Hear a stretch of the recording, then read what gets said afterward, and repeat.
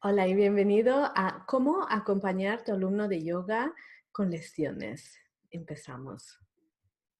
El temario de este tutorial es el siguiente. Vamos a ver cuál es el paradigma de salud actual, la importancia de la conciencia corporal, cómo cuidar en vez de curar, cómo acompañamos al alumno mediante técnicas específicas de escucha activa más preguntas.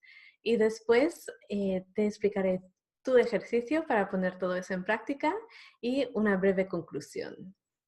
La OMS define salud como un estado de completo bienestar físico, mental y social, y no solamente la ausencia de afecciones o enfermedades. Eso significa que la salud es mucho más que la ausencia de dolor, pero aunque la OMS tenga esa definición tan bonita de lo que es el estado de salud, a pie de calle, la gran mayoría de personas siguen asociando salud a ausencia de dolor. Una definición que en realidad es muy pobre, pero que es la consecuencia de una educación que prioriza lo intelectual, lo conceptual, lo mental, digamos, por encima de lo físico. Y entonces, como en la sociedad y en el sistema educativo se privilegia el intelecto por encima del cuerpo, y la gran mayoría de personas tienen dificultad para realmente sentir su cuerpo y por lo tanto no saben prestar atención a los mensajes que su cuerpo les envía. ¿Qué significa para el profesor de yoga? Que tenemos mucho trabajo. Entonces, el trabajo del profesor de yoga es guiar a su alumno en saber reconocer los mensajes de su cuerpo y hacerle caso para no llegar a este punto de dolor extremo y debilitante que ocurre cuando ignoramos lo que nos dice el cuerpo. El cuerpo nos habla a través de un lenguaje muy concreto que es el lenguaje de las sensaciones. Y cuando no le hacemos caso, el cuerpo grita con dolor, con contracturas, con dificultad para el movimiento. Es triste, pero es así. Entonces, primero, reconocer que el cuerpo habla a través de sensaciones y no a través de ideas o de palabras. El trabajo del profesor de yoga es el de acompañar al alumno en lo que es un proceso de autodescubrimiento, de autoobservación y de toma de conciencia física. Ese trabajo es uno de los pilares del yoga, se llama Svadhyaya, y es la autoindagación. Empezamos por la autoindagación del cuerpo físico mediante la práctica de asanas. Y el profesor de yoga tenemos el trabajo de invitar al alumno a autoexplorarse, a tener curiosidad hacia su cuerpo, hacia las sensaciones físicas, para de a poco construir una relación con su cuerpo. A medida que la conciencia corporal aumenta, también mejora la práctica de yoga y también mejora el nivel de autocuidado. Es decir, cuando yo sé percibir los mensajes de mi cuerpo, también puedo cuidar de él en la práctica del yoga. Mientras que si no sé interpretar lo que me dice el cuerpo, me agarraré, me sostendré por una idea, que es mi idea de cómo debería ser la postura, de lo que debería poder hacer mi cuerpo, y ahí es cuando fuerzo y me hago daño. El camino hacia el autocuidado viene primero por la escucha de uno mismo, por la prestar atención al cuerpo y saber reconocer sus mensajes. Así que el rol del profesor de yoga es el de cuidar y acompañar. No es nuestro trabajo curar. Curar es la profesión de los médicos. Nosotros tenemos un trabajo que es igualmente digno y igualmente beneficioso, pero se trabaja de otra manera. Nuestro trabajo es realmente acompañar mediante exploraciones físicas. Invitamos a nuestro alumno que pruebe diferentes asanas y que luego compruebe cómo les han sentado, si se siente mejor o peor después de haberlas realizadas. Entonces, ese cambio de actitud por parte del profesor de yoga es fundamental, porque cuando ofrecemos una práctica desde el lugar de la persona que acompaña y guía, será recibida muy diferentemente que si nos colocamos en el lugar de el que cura. Entonces, cuando queremos curar a otro, imponemos nuestra perspectiva, mientras que cuando guiamos es una relación en la que hay un diálogo y ese diálogo ayuda al profesor a crear una práctica hecha a medida para el alumno y el diálogo también ayuda a que el alumno se haga más consciente de su cuerpo y a partir de ahí se sepa cuidar mejor. Y este diálogo empieza con la escucha. Un profesor de yoga que me encanta, Richard Freeman, dice, el yoga comienza con la escucha. Cuando escuchamos, estamos dando espacio a lo que hay. Entonces, cuando nos ponemos en actitud de escucha, estamos receptivos. Y esto transmite al alumno que está bien tal y como es, que no necesita cambiar para hacernos sentir mejor. Es un gran regalo. Entonces, acompañar al alumno empieza por una escucha. La escucha nos ayudará a entablar una relación de confianza mutua con el alumno. Esta es la base de todo el trabajo de acompañamiento que hagamos. Si el alumno no confía en nosotros, va a ser difícil llegar a ningún sitio con él. Y nosotros también tenemos que confiar en el alumno. Así que esto tipo de relación la podemos establecer nosotros mismos en la manera en la que recibimos nuestro alumno. Y específicamente estoy hablando de una técnica que se llama escucha activa. El propósito es crear un vínculo empático con el alumno, un vínculo profesional y sano. La escucha activa es, en resumen, una técnica de comunicación que consiste en hacer preguntas, captar la información, acordarse de la información y repetirla. Es decir, preguntar, retener y repetir. Entonces, mediante este proceso, el alumno recibe el mensaje que tú lo has escuchado y se relaja. Y a partir de ahí quizás le puedes proponer unos ejercicios guía. Si este espacio no se da, el alumno va a ser mucho menos receptivo a cualquier sugerencia de tu parte, aunque sea a nivel sutil, se va a percibir cierta fricción. Así que es súper importante tu actitud receptiva con el alumno. Aparte de eso, la escucha activa también te permite recabar información que necesitarás para crear una secuencia de yoga, una práctica de yoga más a medida del alumno. A menudo nos volcamos en ofrecer consejos sin realmente entender la realidad del otro, entonces somos mucho menos eficaces en nuestro intento. Así que el primer paso es establecer un vínculo con el alumno mediante la escucha activa y de ahí recaudar la información que necesitamos para crear un acompañamiento de yoga a medida. Aquí te doy unas preguntas que te servirán de guía en el proceso de escucha activa con tu alumno. Entonces, estas preguntas puedes cambiar el orden, puedes quitar las que no te sirven, son un poco una sugerencia basado en lo que yo utilizo en mi consulta de masaje Rolfing.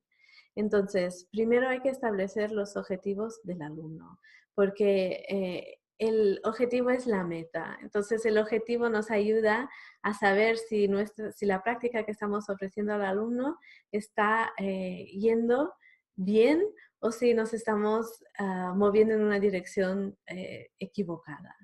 También los objetivos del alumno te ayudan a determinar si eres la persona mejor adecuada para acompañarle. A veces puede que el alumno quiere algo que no es realista o que quizás no sea tu especialidad. Por ejemplo, si enseñas un yoga dinámico como acroyoga y te viene una persona que no tiene mucha práctica de yoga ni conciencia corporal y además viene lesionado, pues quizás estos dos perfiles no encajen. Así que entender los objetivos del alumno te ayudarán a acompañarle mejor y también a derivarle a otra persona si ves que no sois compatibles.